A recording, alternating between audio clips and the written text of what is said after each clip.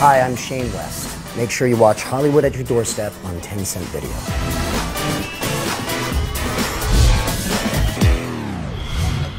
Live from Hollywood， 大家好，欢迎来到今天的开门遇见好莱坞，我是你们的好莱坞头号男主角门叔。今天来到我们节目中做客的是 Nikita 的最佳男友厂长 Michael 的扮演者 Shane West。铁血型男 Shane West 在谍战剧《尼基塔》中与 Maggie Q 的对手戏火花不断，以硬汉形象网罗了一大票粉丝。今年他回到了为巫术所扰的17世纪小镇塞勒姆中，成为了想挽回旧爱的退伍士兵。从现代谍战剧到历史剧的转变 ，Shane 完成了华丽变身。他也曾出演了5季的急诊室的故事。影视作品中他能文能武，现在就让我们一起来看看他本人是不是一样魅力无限吧。嘿，观众朋友们好，我们又见面了，我是主持人 Emily。今天我们请来了 Salem 的男主角，有请 Shane West。Hey. Hi. Welcome to our show. Thanks for having me. And congrats on season 2 of Salem. Yes, we're very excited about that. It was really nice starting a new show and getting picked up for a second season almost immediately, which is very rare. Really? Yeah. But I mean, it's because it's a really awesome show. Well, thank you. Well written, and obviously because you're in it. So have you guys started filming yet? The second season doesn't start until January, so we actually have quite a few months off. That's a kind of a normal thing in cable. Okay. This is my first time doing a cable series, and it's nice getting a lot of time off, but also knowing you're going back to a second season. We're all getting a little antsy right now. We'd like to start a second season. Oh, okay, good. I see, because you're growing your hair out and everything. Yeah, kind of. I mean, I'm still taking the sides off, but as long as I keep something, they won't kill me when they have to reattach that gigantic wig. So. Now, there are a lot of supernatural shows on TV at the moment. I'm sure you've heard of Witches of the East End. Mm-hmm. So how is Salem different, and what can you tell to the audience out there who haven't seen it yet?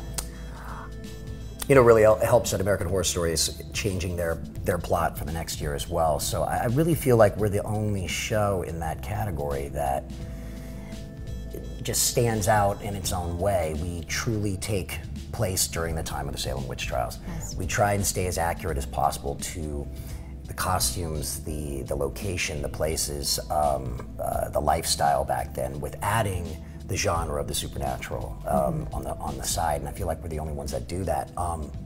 It's very dramatic. It's not too soap opera-ish. It's very real and grounded in what would happen if these things were real back then. Yes, it's very real. Actually, I just have to confess, I can't watch the show by myself. Okay. And I can't watch it at night because it's so scary to me, especially seeing the makeup. So can you bring us, on set, like how did you guys get to the costume? I mean, I'm a big horror fan and genre fan in general.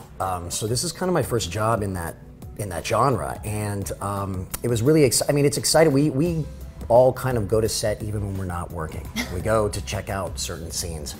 For the longest time, I didn't get to have any fun, my character, in that world. Now I've had a lot of fun in that world. But you get to see the frog coming out of the guy's mouth, all these little additions that they do, and it's almost all not CGI. So it's a lot of hard work and a lot of special effects and a lot of creature effects. And to me, that's exciting. I come kind of from the old school of seeing things built, not actual computer-generated images. That's awesome.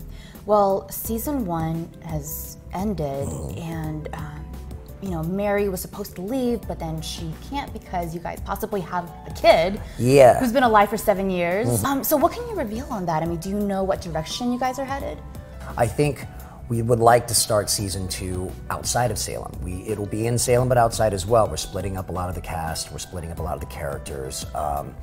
And I think the heartbeat of the show is John and Mary's connection and that love story. So eventually I think it will get back to that, but I don't think we want to start that way at the beginning of season 2. We gotta, tease the audience a little bit. Right. You can save it for season 7, 8, 9. Why not? That'd be great. That'd be a hell of a run if we did that, yeah.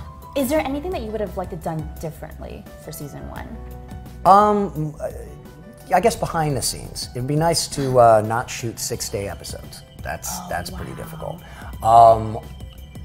With the actual characters and storyline and things like that, I've loved everything. It's been exciting, and the producers and the writers and the directors have actually been very great. But we have a killer schedule, or 6 work days per episode, which is almost unheard of, because you usually start at 8 and you go beyond that. So that's been pretty rough.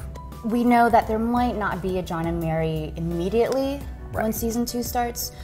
Do you think people will find out who Mary is? Will her identity be revealed right away? Well, I'm sure a lot of the audience already knows, but I think with, John found out at the very end of the season. He doesn't really know what's. I think a lot of people will figure out that she's an actual witch, but I don't know if they'll actually know of what she's actually doing and manipulating and what she's been doing, if it's been evil or whatnot. But we have to have people be in the dark. I think having Cotton Mather be in the dark is a huge thing.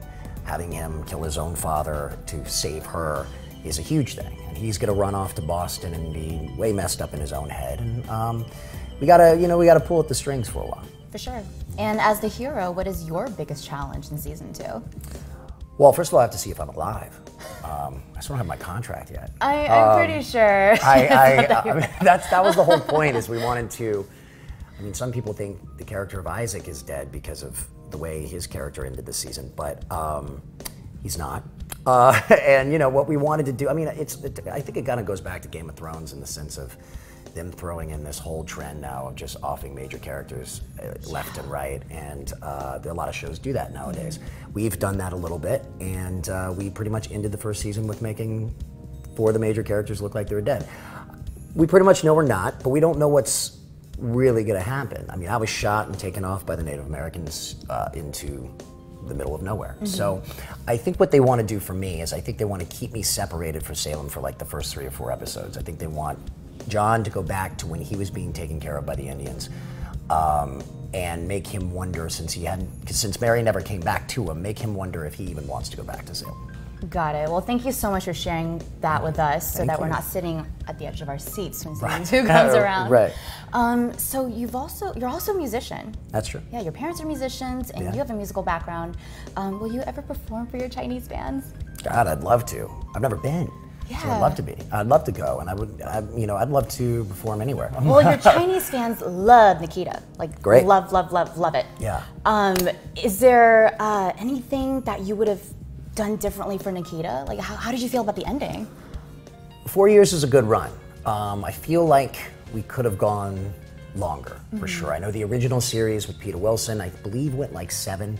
But we packed in so much in 4 years, and every season was completely different with what was happening to the characters and storylines. So I'm not really sure. I mean, I think what we said a year ago was we would have liked the final season to maybe be 13 rather than 6. Right. We squeezed a lot into that final 6, and it would have been nice to kind of like, push it along through 13 instead of that. But I mean, we accomplished a ton.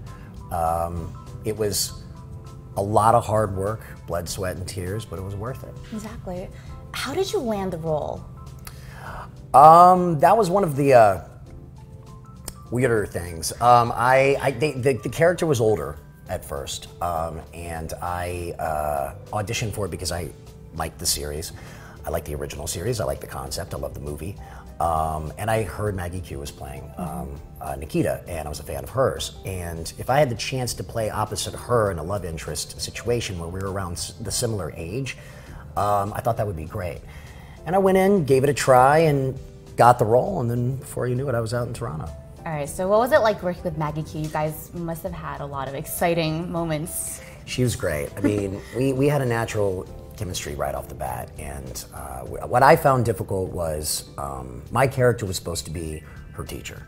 I was supposed to teach her how to fight and how to survive, and she's already a survivor. She's already a fighter in reality. Yeah. So, and I'm not. So I may be a survivor, but I ain't a fighter. So it was very interesting to try and pretend to do that. But she was very helpful, very professional, and she was Nikita. You know, it was just a natural bond, and what I liked about it is it kind of took off over time. I think the fans started seeing that Makita, whatever they call it. Nikita, Shaggy. With Michael and Shaggy and all that kind of stuff, and we appreciated that. That happened almost immediately, and I think the writers were a little confused because they wanted to do different things, and they felt like they had to suddenly bring them together quicker than later. Well, thank you so much for coming on our show today, Shane. Thanks for having me. 谢谢，喜欢今天的专访的话，一定要继续收看我们的节目，下次再见，拜拜。爱八卦，请关注粉丝堂官方微信。爱看不看，不看也得看的开门遇见好莱坞是由疼讯视频粉丝堂联合制作播出。